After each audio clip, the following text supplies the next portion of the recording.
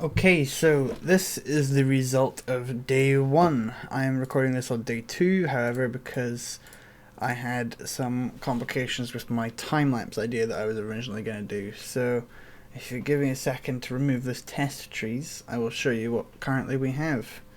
Unity, though, has decided that it's going to take a couple seconds. Right, so if I go into the eraser, just take away that.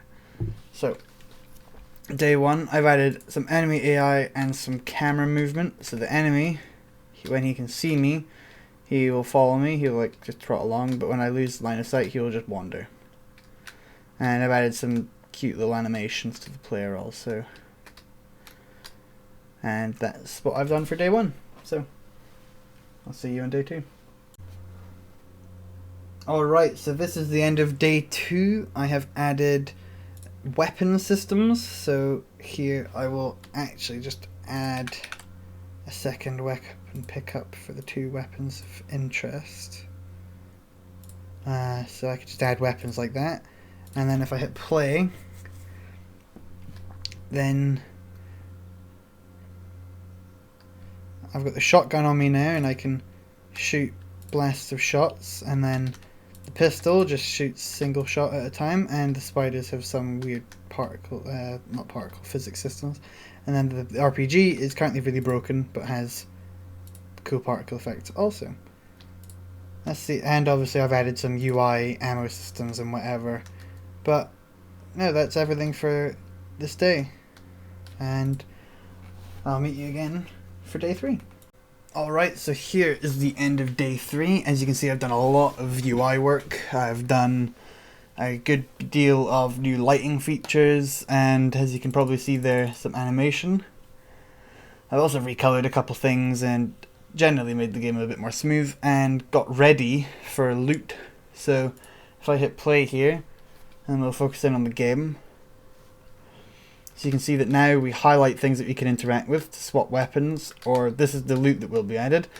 We've got explosive barrels, which you can push around, and fog, which will cover rooms, which I'm still working on because I want it to blend in better. But we can push barrels and set them off. I finished the explosion animation, and they can be quite powerful if you use them properly. And you can also chain them up together, which I'll restart and show you. So if you were to have multiple barrels together, you can shoot one, if I can get out the trees, and then it sets off the other one. And as you can see as well, there are some subtle wind particle effects for both the fires and the trees, and obviously now creatures have health bars, which I still want to do a bit of a lighting effect for, but for the moment this is what I'm up to. So tomorrow I'm thinking it's going to be loot tables and maybe start a bit of level design. Anyway, see you then. Hello and welcome to the end of day 4. I've done a lot of work today. I've built a test like layout, as you can see. I've added some more enemies and generally polished the game quite a bit as well. As you can see now, the UI actually fits on the screen. There are no secondary weapons, and there's a lot of post-processing going on. So if we hit play here, I have to dodge an immediate attack because I've not set this level up for play yet. This is a companion that I was discussing earlier in development. He will help you, but he can actually hurt you. Let me try and get him to do something again over here. If I walk in front of the flames, I'm not going to get hit, but he should hit you anyway. I can hit him, I can kill him. And then in here, this guy's AI is still buggy, but you can loot things now and get health back. You can get ammo from toilets and things. Just general loot. And then over here is another room, so you can see again, the barrels still explode, which is great. Just have to kill all these guys in here. Some of the enemies can now shoot back. They don't have their weapons rendering in their hands yet, but they shall rather. And generally I did a lot of gameplay polishing, so you can see now it tells you what you're going to interact with. I can't remember if I did that yesterday, but it does it now anyway. And generally the gameplay is just a little bit more fun. You can now got flamethrowers, for example, and the game flips based on where your mouse is. So this is the end of day 4 anyway. Tomorrow I plan on starting on some more advanced game mechanics like finishing the companions, actually gathering them, fixing the AI of the enemies a tiny bit, stop them like getting stuck on the doors. But anyway, see you for day 5. Alright, so this is a late recording of day 5. I forgot to do it last night, so I'm doing this just before I begin again today. I've done a good amount of work on the UI, as you'll see once it loads. Now the health bar is in a different position, and the health bar is actually dynamic.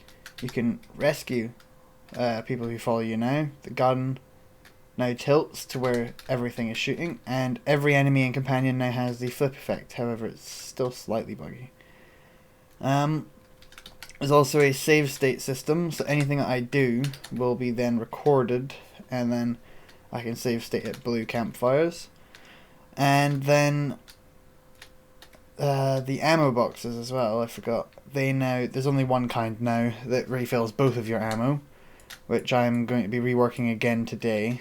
I want to have clip sizes as well, so you'll have like say 32 bullets in the Tommy, but you'll have 144 maybe in the clip ready to be reloaded in. So that's the kind of changes I'm making today. In addition, I've also started working on a boss mechanic. I'll load this one up, where you'll have your companions in here, I think, but I've not actually implemented that yet. But it's got certain waves, so sometimes it'll spawn enemies, and then it goes to kind of like a bullet hell style, and you have to shoot the enemy, and after firing upon him he gets faster, and he also spawns more enemies. And then once you beat the boss, you kind of have to get rid of the other enemies, or you can just leave them. But no, that's what I've been working on so far, and you can see the dynamic health thing working here. I think the HUD hasn't actually been updated. Prefab hasn't been pushed yet. No. Don't know why the health was different, but I think it's... I adjusted it on this. Yeah, so that's the end of day 5 anyway, and I'll see you at the end of today with day 6. Alright, so this is the end of day 6.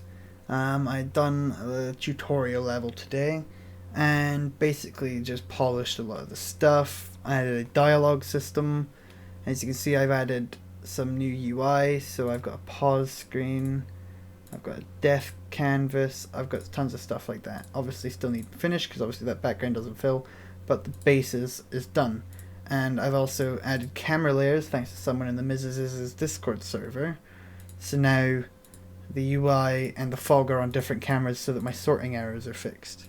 And then also the UI can have post-processing.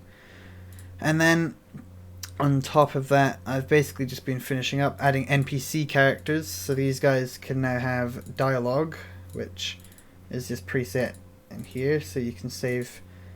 I can save dialogue and play it back in the guard or whatever. And then I've got blockades to stop you going out of bounds, of course. I've got a boss, and I'll just keep all the light sources. The fog of war done. Doors can now be locked and unlocked by NPCs, so in order to go out of this room, for example, you have to speak to the tutorial guide first. Doors also now trigger fog of war, so if a door is open, the fog will not be visible at all. Loot, I have added a new loot kind, but it's here actually, the kitchen cupboard. He's over here. I'm going to be adding more of them. It's the same as the small crate, but it looks like a kitchen cupboard just to make it look nice. And then finally, I've just been polishing the companions a little bit, and the pathfinding in general. So for example, things cannot pathfind through this door because I've set pathfind update to false, so that your companions cannot follow you into a boss fight with this guy. So I'm going to hit play and show you how the levels kind of play out now. Obviously I've got VFX disabled in the editor to make it easier for level design. So obviously the game does look a lot different in the play state. It also does take a nice bit of time to load now because it's a bit big. Alright, so let me just maximize, ignore the pixel warning, that won't be there in the game, but he's got a bit of a story. I'm not going to dwell too much on it. You guys can play the game if you'd like to see. Same combat systems, the looting stuff. There's a lot of planned stuff on my roadmap for the game yet. I think I've got like 19 or 20 different things on the roadmap now for tomorrow for finishing up. But all the NPCs can now be spoken to. I changed the effect as well, so it does not a white outline anymore. It inverts the colour, which I think just makes it a bit more visually appealing and makes it a tad less obscure, I think. Let's just kill that guy. Rescue this guy too. Loot the toilet. And the objectives, there will be an objective screen on this, and I'm going to have to... Oh, I've made a mistake. Because the pause menu is currently broken, because I haven't got an input system here.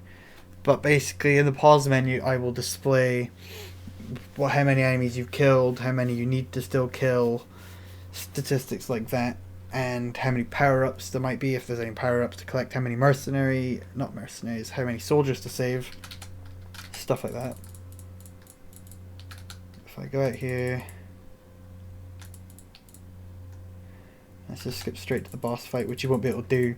We'll have a please kill the enemies before message, but you just shoot all. The bear man is the most simple of the bosses, obviously, because he's the introductory one. I'm going to make him a little bit more difficult. The other notable change is the ammo. Now you have a clip as well as the current ammo. That just allows me to give you more ammo so that it's less difficult. And then another thing is, now this obviously would lead you to the next level, but the door, once you beat the boss, this door unlocks, but once you enter the room you cannot go back through to the level. I'm considering changing that, but right now that stays as that. And you can also see that I have now got the health. I picked up a health power up and I got given more health.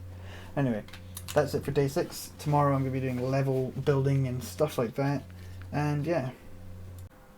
Alright, so this is the result of day 7. I've got a second level. I've implemented a couple more mechanics, nothing too major, fixed a ton of bugs, created some more which I'll be fixing today and other things like that. So now bullets are much more clear. The enemies are a bit... They still do that. Also, the barrels now have a sound effect, but you obviously can't hear them because I'm not recording sound at the moment. Given some guys shotguns, made it so you can't actually kill these guys because it became too annoying. And basically, a lot of the mechanics, like you can see the list of tasks here, which you actually need to complete before you get to open the door. Every level will now have one of these stations where you can talk and refill your health and ammo. And basically, yeah, I've just done a bunch of stuff like that. I also made the companions faster so they don't get lost, even though he still has, because I think the fence's collision is still a bit off, so things can get stuck in there on their pathfinding. Anyway, that's day 7, so I'll be back for day 8. Alright, so this is the result of day 8. It's day 9, but I'm just recording this before I get started. I would love to give you a listen to the music, however OBS is not playing ball and I don't have the time to fix it, so you'll just have to go and play the game. But you can see the arrow that I've added to direct you to the next enemies, the blood effect that you just saw. I've done a lot of polish. Added a 3rd level with another boss. Fixed a ton of bugs and added another enemy in some of the later levels, but today will be all about content, so you'll be seeing more and more on day 9. Anyway, that's pretty much all I have to share, because I'm not going to play through the whole game to get to level 3, but as you can see there, I have now got an invincibility timer as well. Anyway, see you on day 9. Alright, so the jam is now over and I've finished clearance. I've added some difficulty sliders, which is quite important because normal mode proved to be quite difficult for some, so I added the easy, and then obviously hard and impossible are untested, so they're under an unstable wall. Also decorated a tiny bit, tidied up the UI. You can now see how many companions you actually have, changed their default mode.